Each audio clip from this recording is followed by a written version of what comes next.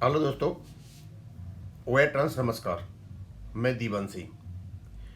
मैं आपको बताना चाहूँगा कि एडवोकेट कमल पाटली साहब ने एक लेख लिखा। वो लगता तो ऐसा है जैसे वो पेंशन फंड के बारे में बता रहे हैं।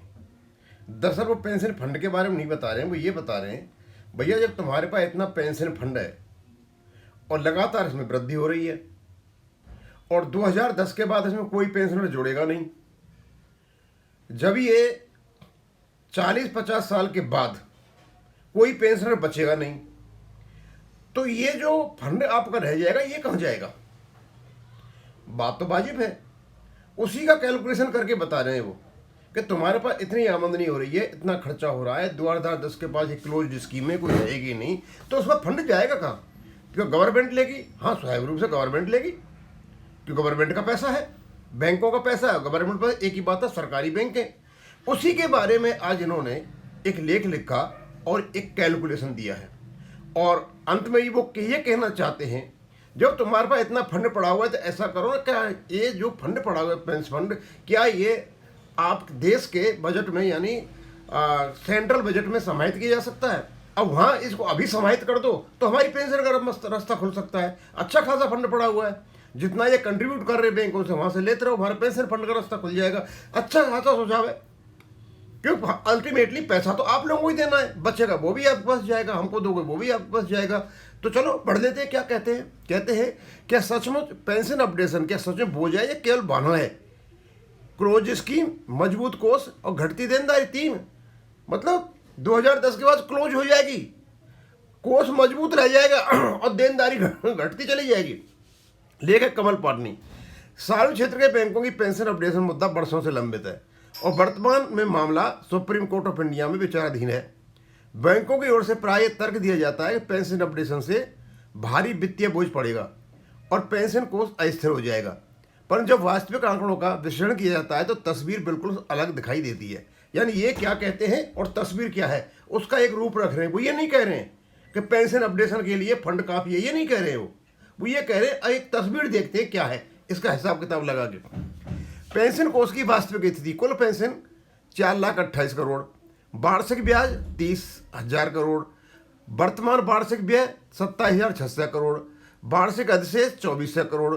स्पष्ट है कि वर्तमान में ब्याज आय पेंशन भुगतान से अधिक है, कोष घट नहीं रहा बल्कि बढ़ रहा है। एक चीज तो अर्थ ने निकाला, वो बैंकर से ही निकालते हैं। अपडेशन, 8,088 पॉइंट के मर्जर के बाद संभावित वार्षिक खर्च 34,200 करोड़, वार्षिक आय 30,000 करोड़, अनुमानित अंतर 4200 करोड़। पहली दृष्टि में यह कमी प्रतीत होती है, लेकिन यह गणित अधूरा है, क्योंकि उधर से बैंक देंगे सारे को। इसको महत्वपूर्ण तथ्य है, बैंक का वार्षिक योगदान प्रत्येक वर्ष के पेंशन कोष में अंशदान एक्चुअल कंट्रीब्यूशन करते हैं। यह राशि ब्याज आय के अतिरिक्त होती है। यदि औसतन 5,000 माइनस 8,000 करोड़ का वार्षिक योगदान जोड़ा जाए तो कुल उपलब्ध संसाधन 35,000 करोड़ और 38,000 करोड़ के बैठते हैं, लेकिन खर्चा इतना ही होता है इनका, अर्थात वास्तविक घाटा नहीं बल्कि संतुलन या अधिशेष की स्थिति। यानी उन्होंने ये निकाल के बता दिया कि भैया सारा कुछ तुम्हारे पास है ना, तब भी मतलब यहाँ सब कुछ करने के बाद भी ये बच जाता है आपके पास। अब ये बचा हुआ कहाँ जाएगा? जो कोई पेंशनर नहीं बचेगा, ये तुम्हारा बढ़ता चला जा रहा है, ये कहाँ जाएगा? अब ये कहते हैं कि 2010 के बाद क्लोज हो जाएगी स्कीम।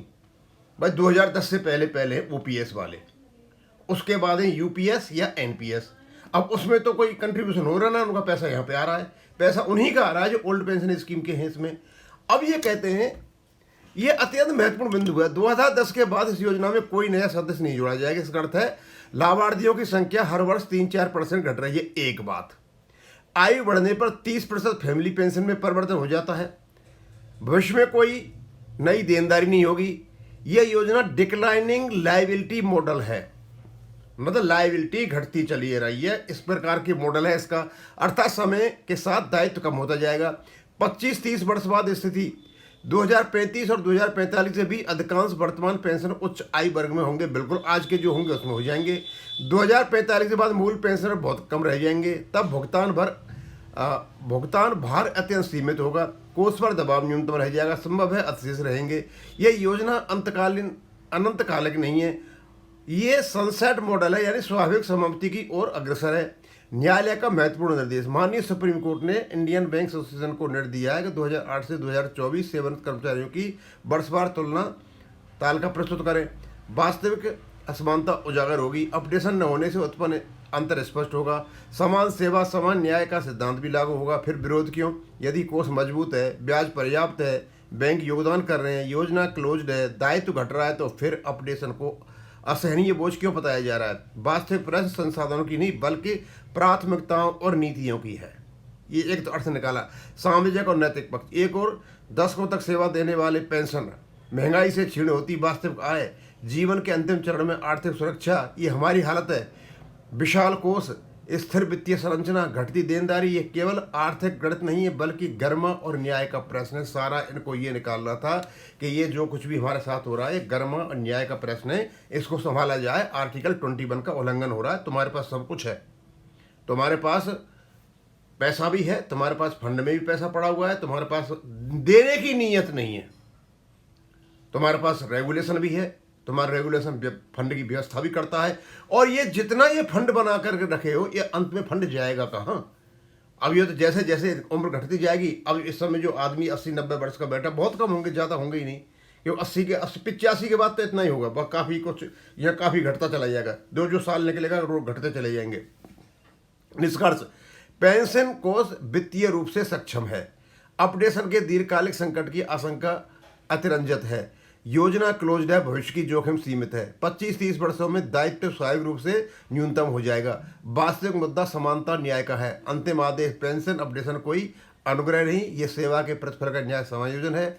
अब गणित स्थिरता दिखाता है तो न्याय में देरी करो। इन्हें सीधा सीधा ये बता दिया कि जो कुछ भी हो रहा है ये पेंशन अपडेशन नहीं हो रहा, ये नीति का फर्क और नीयत का भी फर्क है। एक्चुअली देना नहीं चाहते, ये चाहते हैं कि ये पेंशनर ऐसे ही निकल ले, सारे चले जाएं, कुछ तो चले गए और ये चले जाएंगे।